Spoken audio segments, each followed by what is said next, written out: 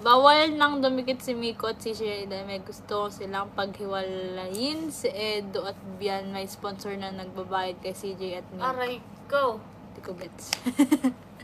Hindi, meron daw nagbabayad kay Miko tapos kay CJ para paghiwalayin yung dalawa.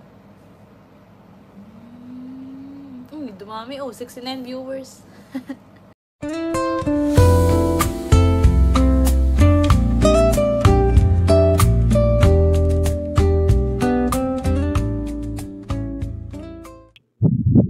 Ayun, good morning, good afternoon, good evening sa lahat. Welcome to my YouTube channel, Roselski TV. Guys, nandito tayo para mag-vlog po ulit at ang ating topic ngayon ay itong mainit-init pa na issue at ito yung nangyari lang at nalaman lang natin at pumutok lang kahapon guys. At ito ay pinasabog ni Dr. Love. Although medyo namali ang info niya sa GC na pinagmulan nitong ipinasa sa kanya na issue. At ano ba ang totoong issue dito, guys? Ano ang totoong problema dito sa ipinasa kay Dr. Love nito? Ang problema po dito ay yung pagbabypass kay Kalinga Prab at kay Kuya Bal sa mga plano ng iilang sponsor ng EDSI.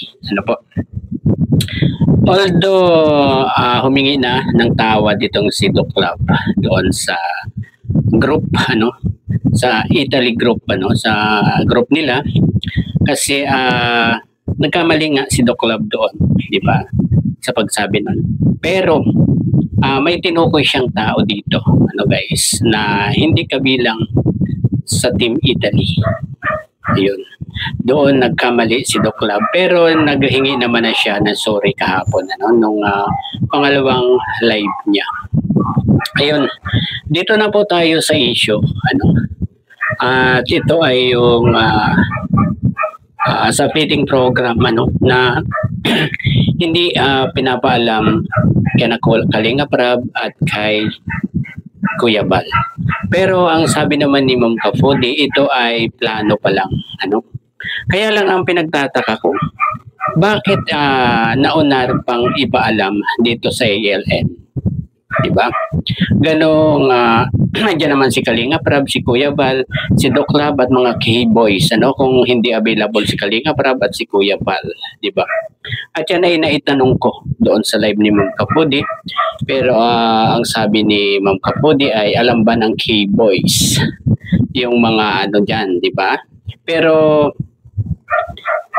nagtanong pa rin ako na bakit sa ALM at ALM ang unang nakakaalam, di ba? Kaysa kay Kuya Bal, kaysa sa Kalingap. Ayun guys, na ganong Kalingap ang nakakaalam diyan sa mga pa-feeding program na yan, di ba? Guys, hindi ang ALM.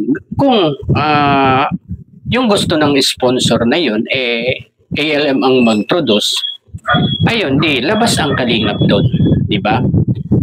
Pero huwag nilang hahatakin itong ating Lady Beyonce, di ba? At ito ay medyo luminaw-linaw na, guys, At marami na rin nag-topic dito sa isyong ito. Pero hindi natigil at humantong sa mga pangbabash doon sa mga ALM na kasabot dito, kasali dito sa issue na to, na lumalabas na nagbabayad itong mga sponsor na ito para sa mga picture sa update sa ating Lady Beyonce. Hindi natin alam yan kung legit ba or hindi. Kaya lang ito ang lumalabas doon sa naging live ni Doc Love kahapon. Kaya siguro itong ating Lady Beyonce ay hindi na nakatiis, guys, dinipahan na niya itong mga ALM na to na naging PE niya nung debut niya at nung mga nakarang event pa, itong photoshoot niya ngayong second anniversary niya. Itong dalawang ito, ano. Pero dinibahan nga ito ng ating Lady Beyonce at fake news daw yung mga lumalabas na balita, hindi raw totoo. Ano, at tigilan na raw sana yung pangbabash dito sa mga nakapaligid sa kanya. At siya na lang daw ang i-bash. Grabe talagang bait nitong ating Lady Beyonce, ano? Kaya lang dahil dito nga sa kanyang pagdipa at pag-post sa kanyang FB account ay may nakasilip sa kanya, no? Nabutasan sa dito ng konti kasi nga sabi doon magkabi-kabila daw ang basher ni Kalingap Edo, pero kahit minsan ay hindi man lang niya ipinagtanggol itong si Kalingap Edo, ano? Samantalang ang pangbabas kay Kalingap Edo ay patungkol din dito kay Beyonce, 'di ba, guys? Kaya sa akin naman, ano, siguro kaya hindi nila nakikita yung pakialam ni Beyonce dito sa pangbabas kay Kalingap Edo. Siguro ito ay pinipigilan ni Kalingap Edo na mag-post o magsalita man lang para hindi masangkot, ano, o madamay dito sa pangbabas sa kanya, di ba? Ganun po siguro yung nangyayari dito, kaya tikom ang bibig ni Lady Beyonce natin kapag si Kalingap Edo ang nababash, ano. Pero dito, guys, ano ay ibang usapan siguro ito para kay Beyonce, kasi mga kaibigan niya itong nababash na to. At ang alam niya lang ay ginagawa lang ang kanilang trabaho para mapaganda yung event ng EDC, ano, or ni Beyonce, diba? Kaya lang hindi natin mapiplease lahat ang iniisip ng ibang tao, mapabasher man yan or mga solid supporters ni Kalingap Edo, diba, guys? Alam naman natin na maraming one-sided, diba? Both side, ano, ang maka-Beyonce at maka-Edo, hindi natin maalis sa kanilang utak na mag-isip ng ganyan, ano, kasi wala nga silang nakita na pagtatanggol ng ating Lady Beyonce kay Kalingap Edo nung time na talagang nababas ng todo itong si Kalingap Edo. Pero guys, ano, saan kaya hahantong itong mga ganitong problema, ano? At gumulo ito, ano, humaba na ng humaba dahil sa ilang mga sponsor na talagang nagbabypass kay Kalingap Rab at kay Kuya Val.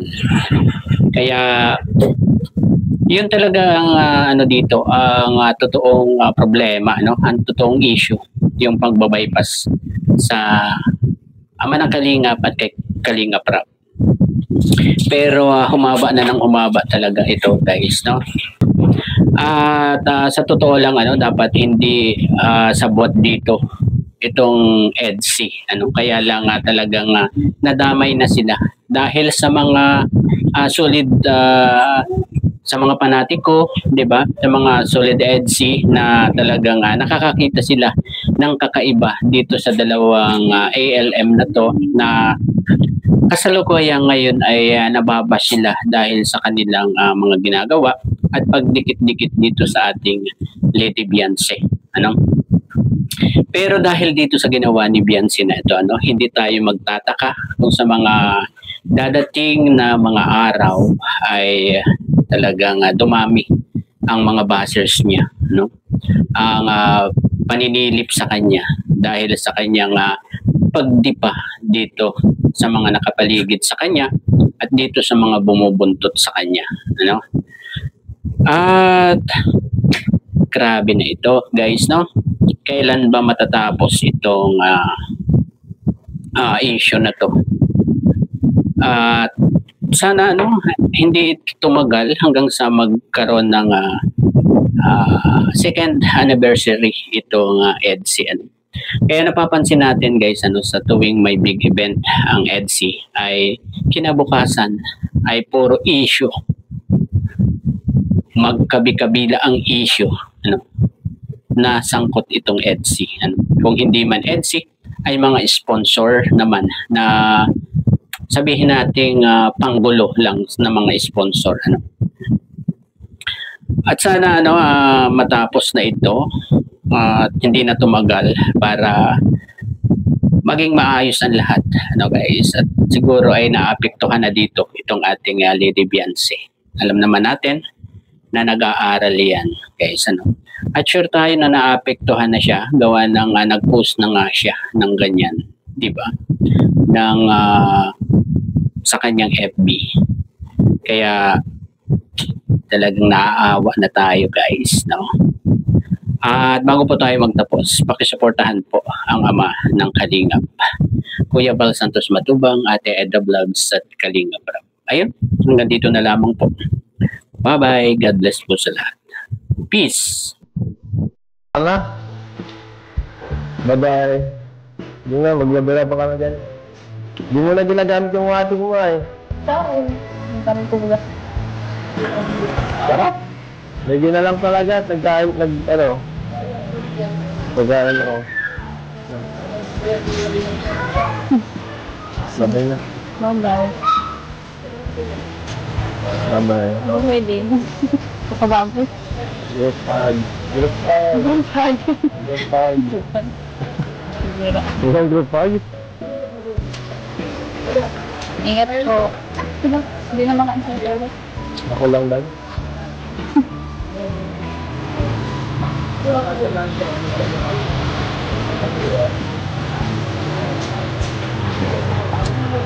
Bye-bye. Okay pala.